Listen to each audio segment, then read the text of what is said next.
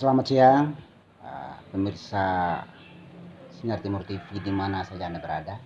Pada siang hari ini kami sedang berada di rumah Pak Jero Made Supardi, seorang tokoh di Desa Bakti Serage yang juga seorang purnawirawan Polri.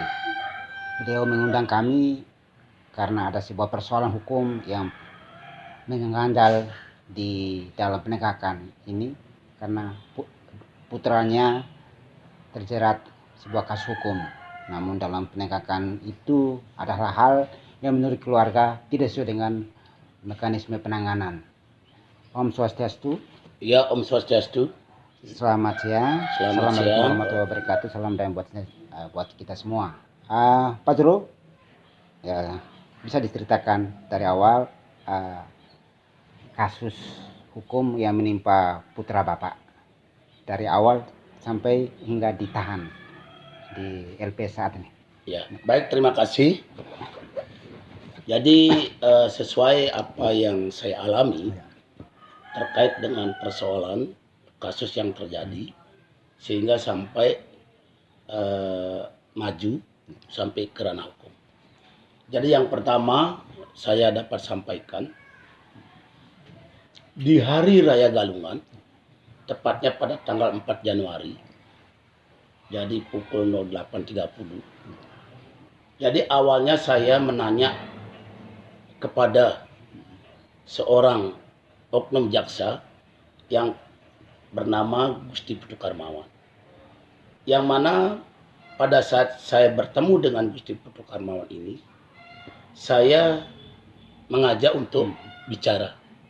Jadi membicarakan tentang persoalan yang terjadi di desa adat, karena desa adat kami ini boleh katakan terjadi sesuatu masalah yang mungkin ya bisa terpecahkan bersama aparat desa adat. Kenapa saya menanya Gusti Putu Karmawan ini? Karena Gusti Putu Karmawan ini juga sebagai kertu desa di adat. Nah, pada saat saya bertemu itu di depan rumah saya. Jadi pada saat itu saya menegur dan menyapa Gusti Putu Karmawan ini. Jadi yang mana sapaan saya sampaikan, oh ini kebetulan Haji ketemu dengan saya. Ji, boleh nggak saya minta waktu untuk saya ada sesuatu hal yang disampaikan. Lalu dijawabnya sama Gusti Putu Karmawan ini, ada apa Jero? Ini saya ada yang perlu saya tanyakan. Nah kemudian saya lanjutkan pertanyaan saya, kenapa kok sepertinya? Jadi selama ini saya lihat Haji itu kok tidak seperti yang biasanya. Biasa kita akrab, kemudian tegur sapa, biasa. Nah sekarang kok berbeda sekali. Nah terus kemudian dia menjawab lagi, berbeda bagaimana Pak Jero? Dan saya juga tidak pernah punya perasaan apa-apa. Tapi gini, saya ini kan sudah orang tua. Saya memahami tentang sikap dan kemudian ya katakanlah bahasa tubuh seseorang. Jadi yang saya lihat sepertinya Haji kok berbeda sekali. Oke lah Ji, kalau begitu, ayo kita datang, ayo kita ke dalam, kita bicara. Lalu dijawabnya, loh ngapain ke dalam lagi Pak Jero? Nanti kita selesaikan aja di luar. Nah kemudian saya menganggap pertanyaan itu sudah tidak bagus gitu. Kenapa saya ajak untuk ke dalam, justru dia mengajak menyelesaikan masalah untuk di luar. Nah akhirnya di situ terjadi suatu perdebatan yang cukup agak keras gitu. Saya katakan, loh kenapa Ji, apa maksudnya? Saya mengajak ke dalam kok ngajak di luar untuk menyelesaikan masalah. Nah akhirnya saya ajak dia, ayo kalau memang harus di luar, ayo di luar saja. Di mana Ji? Saya gitu. Nah akhirnya dengan perdebatan itu dia masuk ke rumah, ke dalam rumah. Nah pada saat itu juga lah datang anak saya yang bernama Kadek Angga. Dia menanya sama saya selaku orang tua, ada apa ini Pak? Nah akhirnya saya jawab, saya sampaikan dengan anak saya, udahlah Angga tidak perlu turut campur, ini urusan Bapak. Loh enggak bisa begitu dong Pak, ya Angga boleh tahu dong. Akhirnya saya sampaikan, ini Bapak nggak ngerti juga dengan Gusti Karmawan. Padahal Bapak tujuan menanya baik-baik tentang situasi di desa. Karena dia kan selaku RT desa. Undang tidak pernah hadir, kemudian tidak pernah aktif kegiatan-kegiatan di desa. Itu Bapak kepingin bicara, Bapak mengajak Gusti Karmawan ini untuk masuk ke dalam, kok justru dia mengajak Bapak untuk menyelesaikan masalah di luar. Nah apa maksudnya dia? Dijawab oleh anak saya. Nah Bapak juga nggak ngerti. Nah akhirnya anak saya mencarilah dia ke dalam rumahnya. Jadi menanyakan apa maksudnya. Nah anggap kejadian ini saya dengan Gusti Karmawan ini sudah selesai. Keluarlah saya dari rumahnya. Sudah setibanya saya di gang, datang adiknya, seorang polisi yang bertugas di Polres di Denpasar.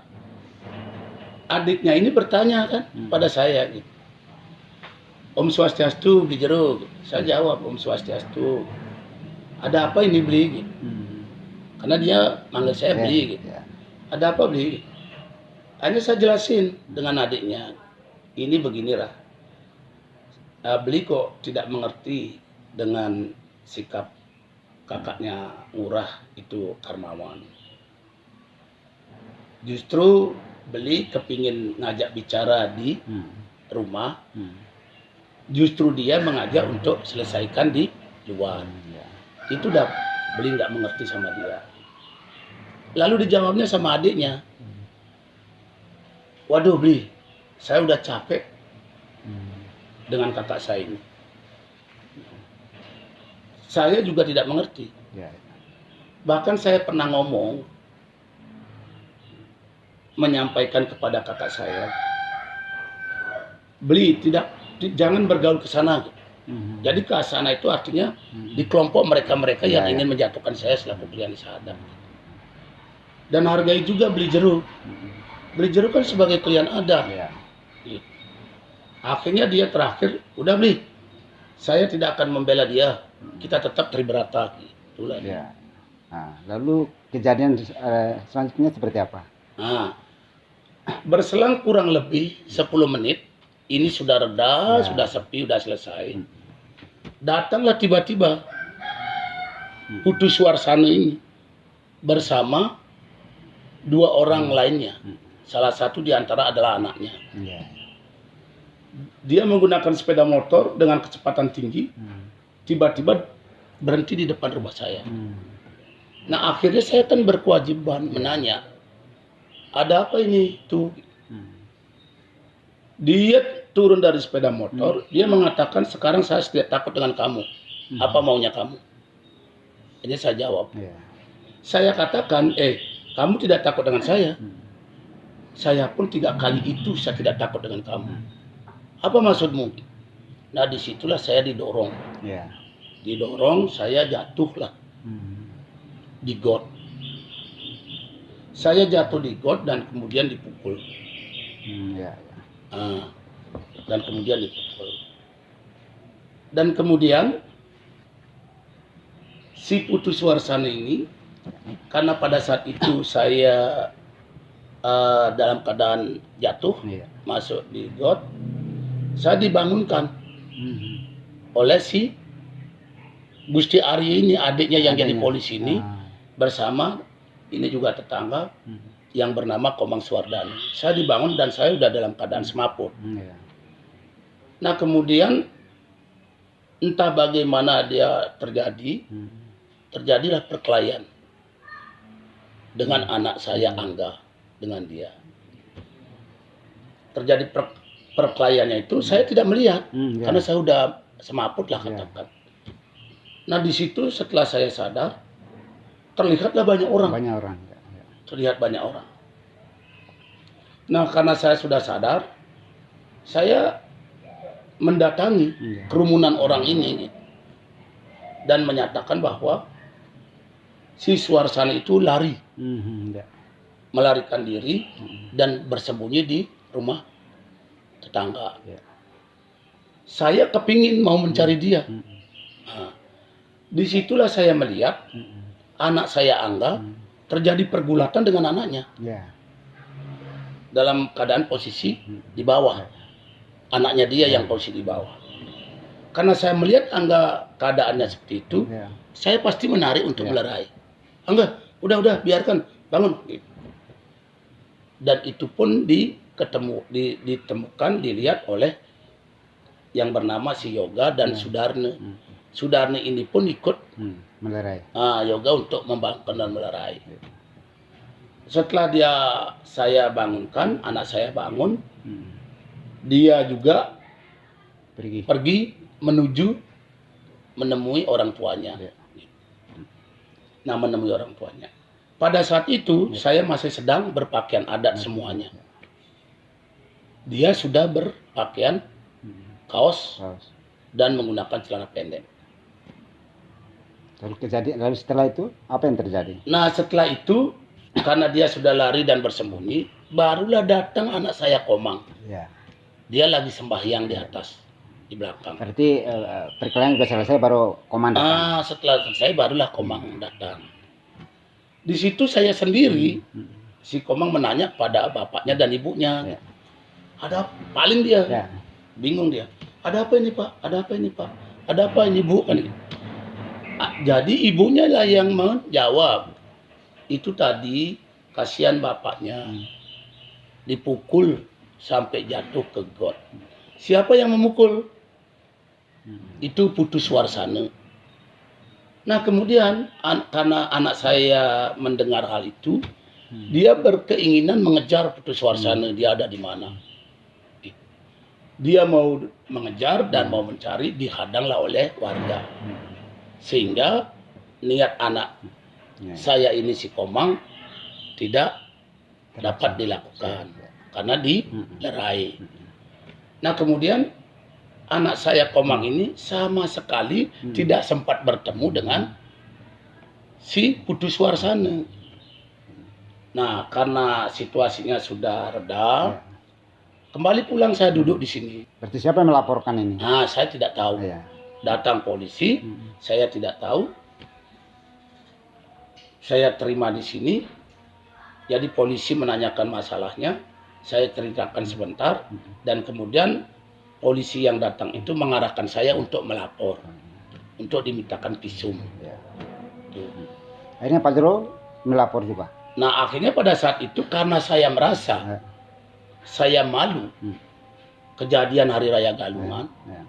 Dan juga saya selaku klien desa adat melaporkan permasalahan ini, saya merasa malu. Dan di samping itu juga Putu Suarsana ini adalah sepupu saya. Saya berpikir untuk melapor, malu. Nah akhirnya anak-anak saya dan istri saya, ibu saya, saya tanya, gimana ya sebaiknya? Jadi pada saat itu polisi masih ada. Gimana ya sebaiknya? Apa ini dilaporkan atau bagaimana? Nah akhirnya dengan pertimbangan saya datang ke rumah sakit untuk diminta visum. Nah setelah saya diobati, pada saat itu visumnya belum keluar. Dengan dasar pengobatan inilah saya gunakan melapor ke Polsek Kota Singaraja.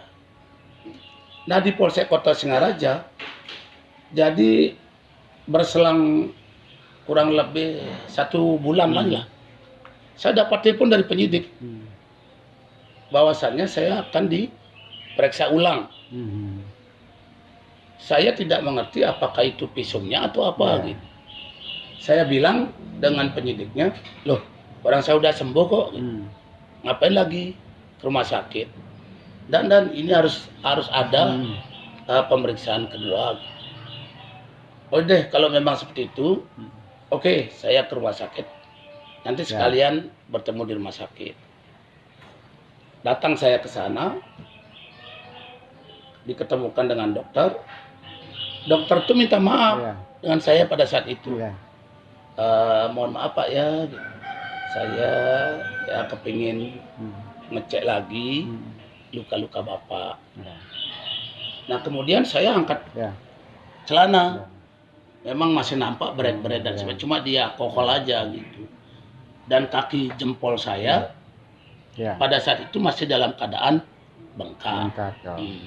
Dan saya sempat ngomong, iya Bu, saya 1 minggu saya tidak bisa beraktivitas, saya istirahat saja di luar karena jempol kaki saya bengkak dan luka. Sampai-sampai saya berobat di Ya. tukang urut yang ada di rumah. Ya. Oh gitu Pak ya. Belah selesai, saya ngucapin terima kasih keluar dengan penyidiknya. Disitulah saya menanya, terus visumnya kapan? Si penyidik mengatakan sekarang udah saya ambil. Ya. Terus bagaimana sekarang saya? Ya Pak, bisa saja dah pulang. Nanti saya yang ambil visumnya. Nah kemudian penanganan ini proses yang di Polsek Kota, saya sebagai pelapor, dia sebagai terlapor. Jadi komunikasi saya nyambung pada penyidik Polsek Kota Singaraja. Jadi yang mana penjelasannya bahwasannya berkas perkara sudah selesai dan sudah dilimpahkan kepada kejaksaan dan saya juga menerima SP2AP. Setelah saya baca SP2AP-nya, saya anggap itu aneh. Loh, kenapa petunjuk jaksa P19-nya adalah meminta kepada penyidik agar mempedomani pasal 205 KUHP. Gitu. Dipiring. Nah, terus kemudian dari penyidik Polsek berkoordinasi dengan saya nyatakan menolak. Ini kok dibawa ke Tipiring. Nah, kemudian dijawab oleh penyidik.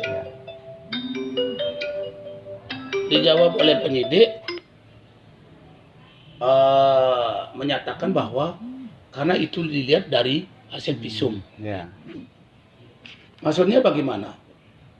Nah, kalau memang itu dibawa ke 351 ayat 1 dan 4, jadi tidak cocok, Pak, tidak sesuai dengan hasil visum. Karena hasil visumnya itu tidak menyebabkan cacat tetap dan tidak bisa beraktivitas. Berarti hasil visum yang mana yang dipakai, yang pertama atau yang kedua yang jadikan pedoman dalam penyelidikan itu? Nah, jadi berkaitan dengan visum mana yang digunakan saya tidak tahu, tidak jelas saya. Nah, cuman tetap saya bersikukuh. Kenapa jaksa ini kok menyatakan P19-nya petunjuknya kok seperti itu?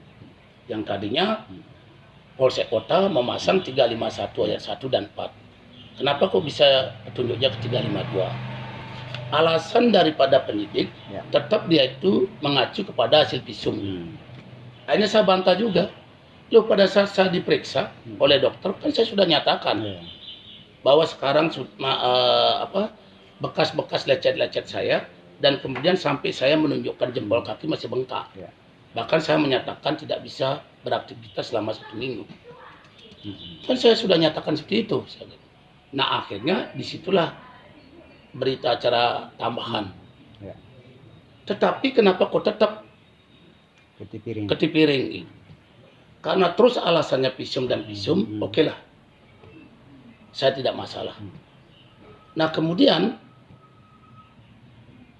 tertanggal berapa saya lupa, penyidik mengirimkanlah surat ke saya untuk sidang Tipiringnya. Sebelum itu saya nge-WA. Saya mengatakan mohon maaf yang sebesarnya, saya tidak bisa hadiri Tipiring ini karena saya merasa tidak puas. Selesai kan. Nah, kemudian kembali kepada persoalan yang ada di Polres Buleleng. Tadinya saya tidak fokus karena saya fokus pada kota. Nah, setelah pelimpahan tahap kedua inilah baru saya distatuskan tersangka anak saya. Proses penyelidikan hingga tersangka itu kira-kira apa yang menurut Pak Zro tidak sesuai yang tidak sesuai dengan apa namanya mekanisme yang berlaku. Setelah saya tanya anak saya, jadi yang mana memang dari awal anak saya ini berdua sudah punya rasa jengkel dan kesal terhadap penyidik. Jadi kenapa kesalnya ada di mana? Jengkelnya ada di mana? Karena perlakuan penyidik ini sudah tidak selayaknya sebagai sosok seorang pelayan.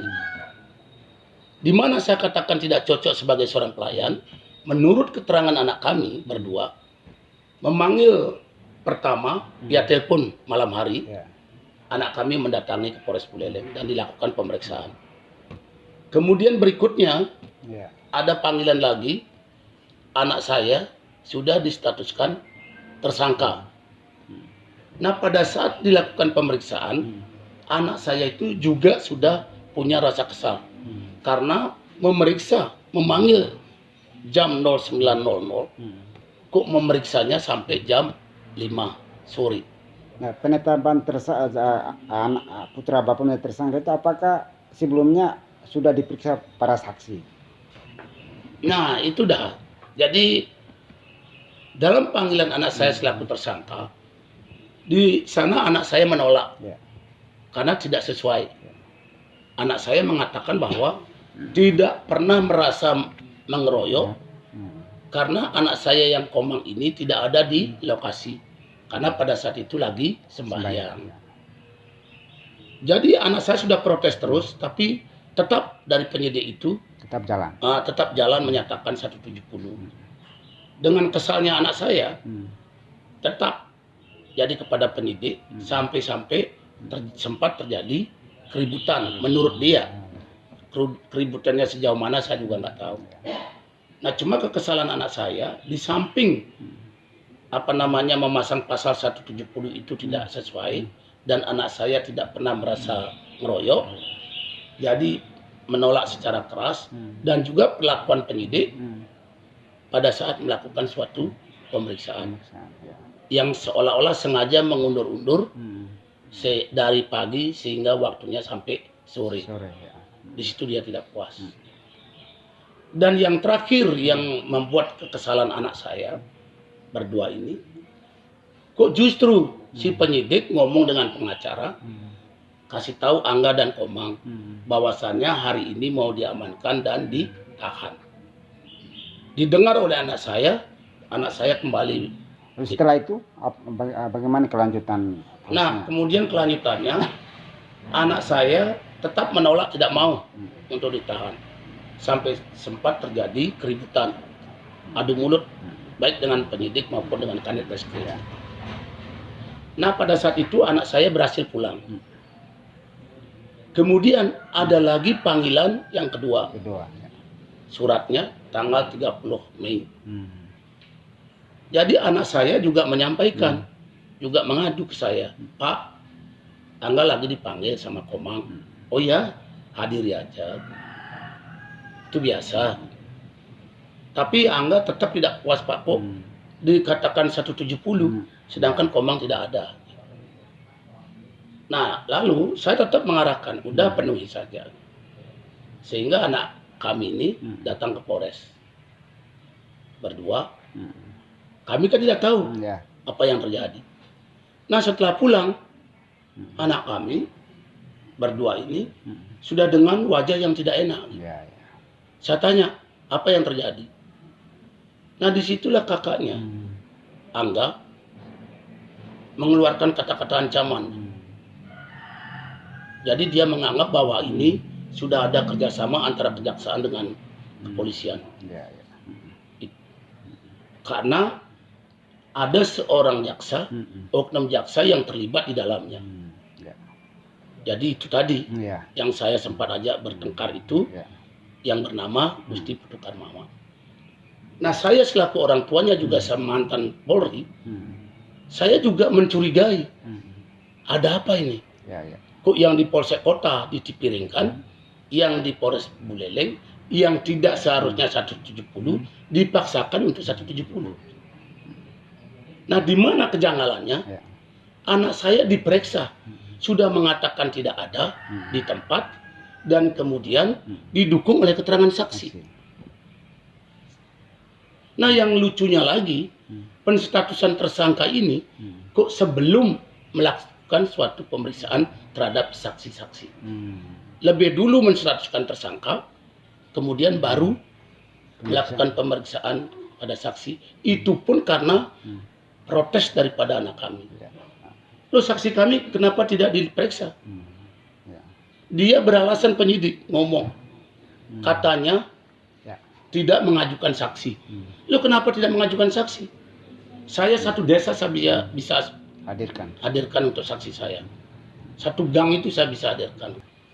Nah, kemudian pada saat itu juga anak saya mau diamankan lagi, mau ditahan. Akhirnya anak kami menolak. Terjadi keributan lagi di Polres. Anak kami terpaksa pulang. Kenapa pulang? Karena dia sudah diperlakukan tidak sesuai dengan sebagai pelayan masyarakat. Di situ saya tanya, setelah dia kembali pulang, saya menanya lagi terhadap anak saya, terjadi apa di Polres? Nah, cuma ini kakaknya si Angga tidak terima. Kemudian sampai terjadi keributan dari rumah. Dia mencurigai ini ulahnya oknum jaksa ini, sehingga dia merasa dengan secepat itu dijadikan tersangka, bahkan dilimpahkan ke tahap kedua. Nah, begitu pulang anak saya sudah sampai di sini, barulah saya tanya, dia sudah sadar? Saya tanya pelan-pelan, coba terangkan sejujur-jujurnya apa yang terjadi di Polres. Nah, justru disampaikan oleh adiknya, si Komang, menjelaskan kepada saya selaku orang tuanya. Dia mengatakan, Pak, kurang ajar memang penyidik, Pak. Kurang ajarnya di mana? Jadi Angga dipanggil sama Komang jam 09.00. Kemudian Angga dan Komang bisa hadir ke Polres jam 12.30. Jadi di 12.30 begitu datang, Angga senda gurau, Pak, dengan penyidik. Dengan penyidik. Nah, pada saat itu penyidiknya mempermaklumkan kepada Angga, dimohon untuk bersabar karena dia lagi memeriksa orang. Jadi anak kami ini tetap bersabar karena mengingat apa pesan-pesan orang tuanya. Nah, lanjut, yang lebih fatal lagi, itu nunggunya sudah cukup lama, sudah sampai siang, belum lagi diperiksa.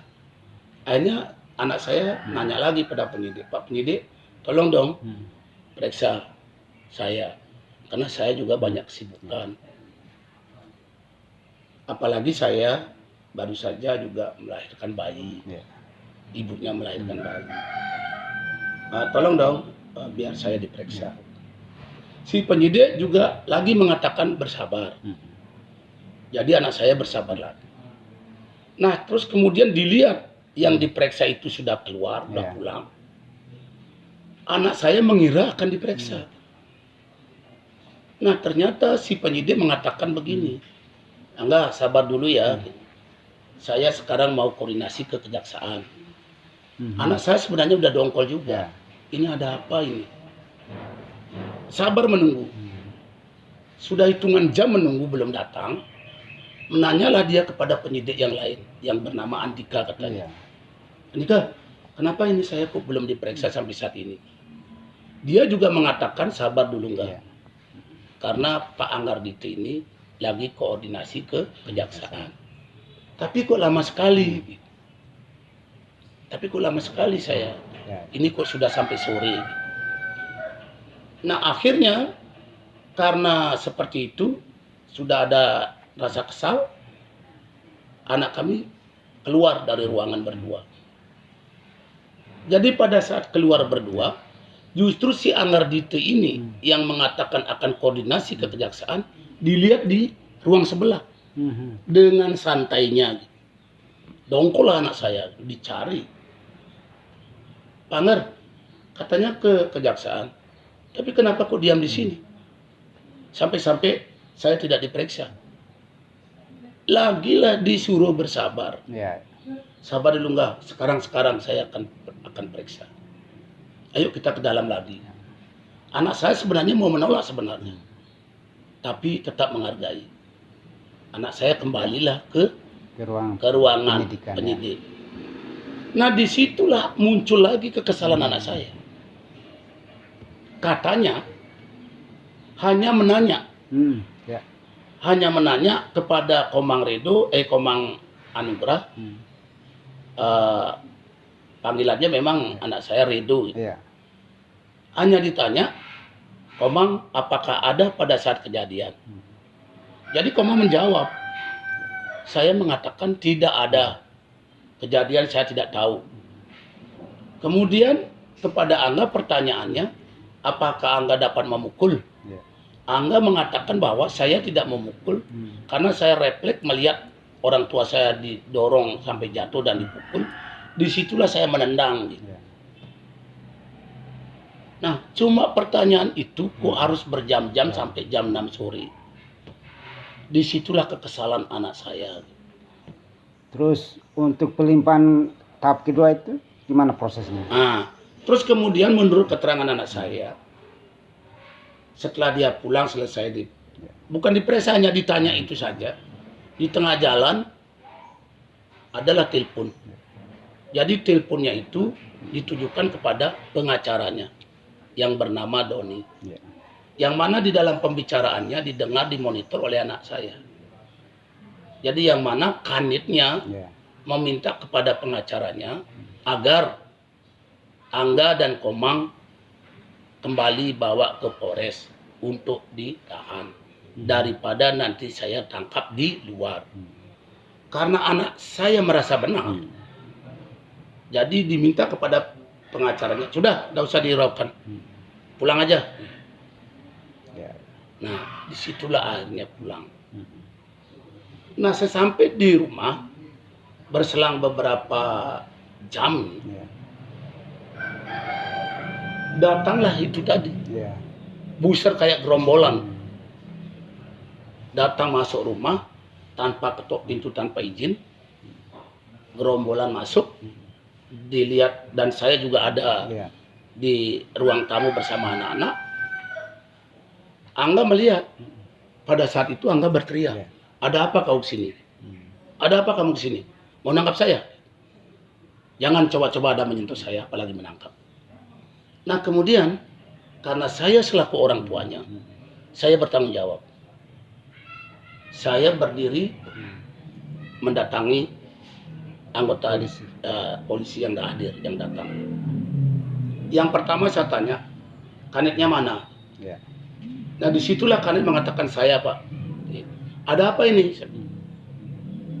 Di situ dia mengatakan, Pak, sekarang juga anak Bapak akan saya bawa ke Polres untuk diamankan. Nah, hanya saya bilang, amankan gimana? Apa persoalannya? Itulah saya. Kanit, coba belajar pendidiklah dulu, saya bilang. Kenapa kan harus dipaksa sekali? Karena setahu saya, penahanan itu bukan harus, dapat dilakukan. Kalau toh itu harus dibawa anak saya jaminannya. Itulah saya. Dan terjadi, boleh katakan ya sedikit insiden lah. Hanya saya bilang dengan Pak Kanit, ini anak saya ini bukan teroris. Anak kami ini bukan perampok. Anak kami ini bukan pelaku narkoba. Kenapa diperlakukan seperti ini? Upaya penangkapan oleh Polres itu berapa kali? 1, 2, 3 kali. 3 kali. Iya. Lalu gagal. Gagal semua. Tapi dari setiap kali mau penangkapan selalu gagal. Selalu gagal. Karena saya tidak mau diperlakukan kayak ya itu tadi. Kok seperti teroris, tidak memandang saya. Jadi di samping saya selaku Purna Iya. dan juga saya masih menjabat selaku Kliandi Sadat. Iya. Iya. Di situ saya melihat dan mempertahankan harga diri Iya. saya di desa. Lalu masuk pada tahapan penyerahan tahapan kedua. Itu bagaimana ceritanya? Nah, tahapan kedua dia datang lagi. Jadi 3 mobil. Iya. Dan kebetulan pada saat itu saya tidak ada di rumah. Saya dapat telepon dari istri bahwasanya lagi ada polisi banyak sekali memenuhi gang. Akhirnya saya kembali pulang. Saya kembali pulang, ternyata polisi-polisi ini sudah berada di jalan raya. Iya. Saya dim dengan lampu dan saya bel, saya melambaikan tangan untuk balik Iya. ke rumah saya. Cuman 2 mobil dan sepeda motor itu semua meninggalkan tempat. Begitu saya akan masuk ke rumah, masuk gang, masih saya lihatlah ada mobil patroli. Karena saya masuk, dia ngangkat, akhirnya tertutup. Disitulah saya turun. Hei, Dek, saya gitu kan. Ada apa? Saya bilang. Mohon izin dan saya hanya perintah. Saya tahu. Saya ngerti juga. Mau nangkap anak saya? Ya, mau nangkap anak saya. Karena anggota-anggota ini tidak berkomentar apa, cuma hanya mengatakan mohon izin dan kami hanya perintah. Hanya saat mobil saya keluar, barulah mobil ini bisa keluar. Sudah selesai lagi. Kemudian 2 harinya lagi, malam hari, anak saya sedang tiduran di kursi. Dan kebetulan saya juga ada di rumah anak saya si Angga, karena masih punya bayi. Di situ saya lihat melintas ini sebuah mobil hitam. Saya sudah curiga, begitu turun kok banyak sekali. Nah, berarti ini mungkin Polresnya lagi. Saya bangunin Angga, ini datang lagi polisinya. Mungkin mau nangkap kamu. Mau nangkap saya, Pak? Oh, saya tidak mau. Saya lawan. Akhirnya berdiri anak saya, ya sama. Tidak terima dia diperlakukan begini. Nah, disitulah tetangga masa berhamburan datang. Karena saling teriak. Nah, terjadilah keributan dengan warga. Sehingga gagal lagi. Jadi polisi mundur dia. Mundur juga. Lalu mundurnya itu saya kira udah pulang. Disusul datanglah dengan kasatnya Reskrim Pak Pica. Pak Pica itu ngomong dengan saya, Pak Pardi, saya mohon maaf, saya serba salah. Dimohonlah anak saya untuk dihadapkan saja. Saya kan sudah bilang, Pak, saya pasti menghadapkan. Tapi kalau dengan cara-cara begini, saya nggak terima. Saya pasti saya hadapkan. Saya kan sudah pernah ngomong di ruang Pak Kasat. Dan saya kan sudah kooperatif sekali. Dan waktu pertama kali saya kan sudah dapat menghadap ke jaksa. Cuma jaksa di sana mau menahan. Disitulah terjadi ketidakpuasan sehingga saya kembali pulang. Saya kan sudah datang. Kan itu permintaan Pak Kasat. Nah, gini aja lah Pak Kasat, kalau memang segini, anak saya malam ini jangan dibawa. Besok saya akan datang ke kejaksaan. Berarti tanggal berapa itu pas? Kemarin tanggal 14. 14 ya. Tanggal 14. Ya. Lalu apa yang terjadi setelah sampai di kejaksaan? Karena antusias warga yang mengatakan tidak terima nanti Angga mau ditahan, sebagai bentuk solidaritas, ikutlah masa datang ke kejaksaan. Nah, di situ saya tahu masa ini duduk dengan tenang dan damai. Tetapi kekuatan polisi kok sampai menghadirkan dalma 1 truk. Saya disitulah curiga. Ini ada apa ini? Nah, akhirnya dengan hitungan beberapa jam melintaslah mobil tahanan. Dan saya mendengar teriakan, warga mendengar teriakan, bawa teriakan, Bapak, oh itu Angga, itu Komang. Wah, mulailah gaduh. mengejar. Kalau mungkin pada saat itu dikejar didapat, mungkin gagal lagi, Pak. Jadi mobil tahanan itu menuju ke LP. LP ya. Sampai di LP terjadilah lagi keributan. Ya. Jadi seperti itu. Ya. Dari cerita ini apa sebenarnya yang diinginkan oleh pihak keluarga dalam penegakan hukum ini? Jadi secara kronologis Ya. kejadian sampai penanganan hukum itu sudah saya jelaskan. Jadi pertanyaan saya, yang saya katakan terjadi kejanggalan, Ya. terjadi diskriminasi, dan saya anggap itu kriminalisasi, Ya. dan saya anggap itu adalah merupakan suatu manipulasi hukum. Ya. Karena diperlakukan yang pertama tidak adil. Ya. Kenapa di Polsek Dipiring. bisa ditipiringkan, kemudian di Polres ini kok dipaksakan harus 170. 70. Ya. Sedangkan anak saya si Komang sudah menyatakan di dalam BAP mengatakan tidak ada. Jadi pertanyaan saya di sini adalah kenapa belum memanggil dan memeriksa saksi sudah menetapkan tersangka.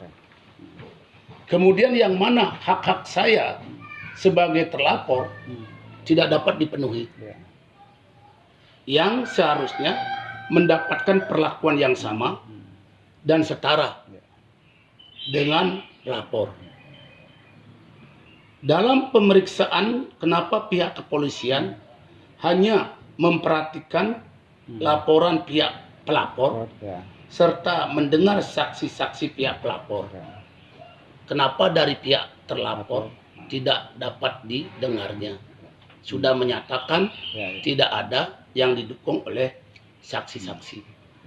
Jadi seperti itu. Nah, Jadi yang saya sampaikan keluhan saya.